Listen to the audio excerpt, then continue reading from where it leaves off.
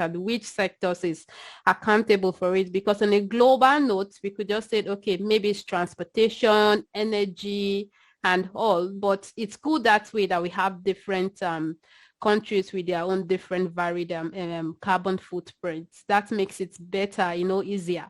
So I want to also ask that what is the likely outcome of Earth overshoot in the next 10 years under different scenarios? Maybe probably when we could recover greener, what will the Earth overshoot look like? And if we don't recover greener, what will the Earth overshoot look like in the next 10 years or a decade to come? So if we were able to move the date of Earth Overshoot Day by 6 days every year, we would be out of overshoot by 2050. So if you think about it, last year the date moved over 3 weeks out of, a big disaster. 6 days would be a much easier thing to do than 18 days or 21 days or 30 days. So I think, it really is, there are so many different factors that would go into all of the scenario planning. And, the short answer is it's impossible to say what it's going to look like in 10 years. We can do projections based on all of these different assumptions.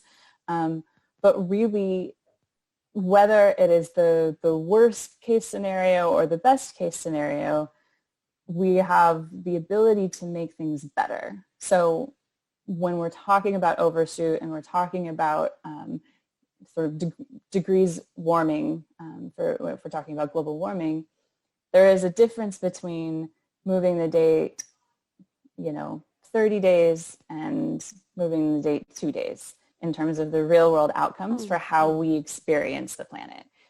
Likewise, 1.5 degrees of warming is going to be much less bad for people than 2 degrees of warming. And so what I think is important to remember when you're in the space of this disaster scenario thought process is that it always matters to make a change. Even if it's not the completely, 100%, just because we can't hit 100% doesn't mean it's not worth hitting 90% or 80% or 50%, because it will have a real world implication in the lives of people, millions, billions of people, if we are able to make those changes. Obviously, the faster we can get out of fossil fuels, the faster we can, start living within the budget of the planet, the faster we can get to a place where there are great lives for all. And we can look at different scenarios of how people have measured that. There's the planetary boundaries frameworks that look at different things. But ultimately, at the end of the day, are we living within the means of our planet is going to tell us whether or not we're going to be able to successfully continue as a species on planet Earth. Thank you. That was brilliant, So I was just wondering, when I was going through the graph, like the infograph of this year's Earth overshoot, I noticed different countries have their different days for Earth overshoot. So how does this affect what is happening like right now in different countries? Like some countries, like that of Madagascar, is faced with drought right now. And that of in European countries, we are seeing floods, massive floods that have not happened for the past decades ago. And now I'm seeing just now that Italy is faced with heavy hailstorm, and in China, they're having the sandstorm. What does this have to say with what is happening currently? Because some countries have obviously passed their own threshold, or they have exhausted their own carbon footprint, their own Earth overshoots. Right. So when we're comparing biological capacity of a country to that country's ecological footprint, not all of it can be directly tied to those particular extreme weather events. For example, we know in places like, for example, Switzerland, it would take 4 Switzerlands to provide the resources that are consumed within Switzerland. However, they do a really good job of protecting their natural green spaces. So they're not actually degrading their own environment. They're degrading the environment somewhere else and importing those goods that they're consuming. So the consumption is much greater than what their country can afford, but they're not degrading their own land. They're degrading someone else's land. And so this is what happens when, this is what we see a lot of the time, where we'll see that a country has an overshoot date maybe later in the year, but they are also experiencing, or they don't, some countries aren't in overshoot. There are a few countries that are not exceeding their resources locally. But those often have very little to do with these extreme events from a geographic perspective. In some cases, it's true, where we see, for example, deforestation may lead to desertification, which will often exacerbate things like drought or windstorms or things like that. So in some cases, that is true.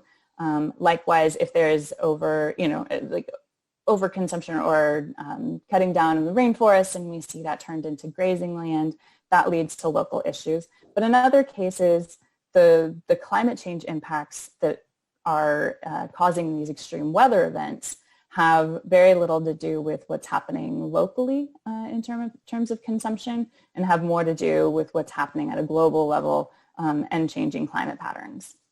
Okay, so invariably, you mean that this earth overshoot have to do with individual countries' environmental degradation level, right? Not always, right? So it's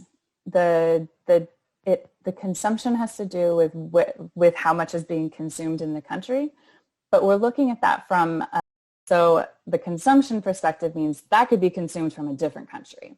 So in Switzerland's case, maybe they're making their own chocolate and their own watches, but the raw materials to make that chocolate and those watches is coming from somewhere else. Oh, maybe it's coming from Ecuador. Maybe it's coming, maybe the metal is coming from, Madagascar or Tanzania.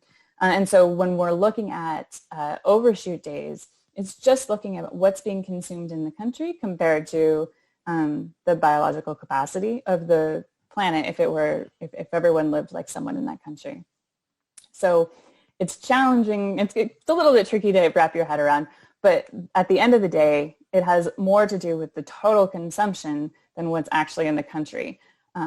Except in the cases where, conversely, it can be that you're an overshoot in a country and you're degrading the resources in the country. And that's an even more dangerous situation, right? Because if you are living in a country that has below average income from a global perspective, and you are also in a country that has an ecological footprint that exceeds your biocapacity, then you can't buy your way out of those resource constraints, right? So if we look at Switzerland, they have lots of money, so that they're using more than their country can produce, but they can go buy it somewhere else. If you're living in a country where that's not the case, where you're in a biocapacity deficit and you're below average income, chances are, on average, your country is not going to be able to buy your way out of that overuse. And we did a study recently that shows that 72% of the global population lives in one of those countries, a country that is in below average income from the country's standpoint, and also is exceeding, their footprint is exceeding their biocapacity as a country.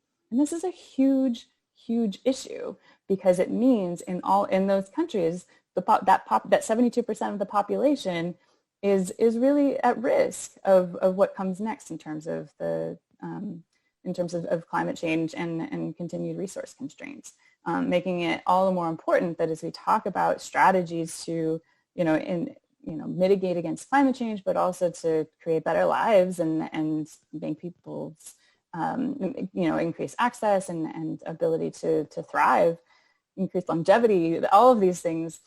It makes it that much more important that we recognize that it's not replicable to do what Switzerland does, right? It's not replicable because there are completely uneven distribution of resources, both financial and natural. Oh, thank you, thank you. And I want to also ask that is this in relation to the 4% of that Africa, the 3% that African account for in terms of global emissions? Because to some extent,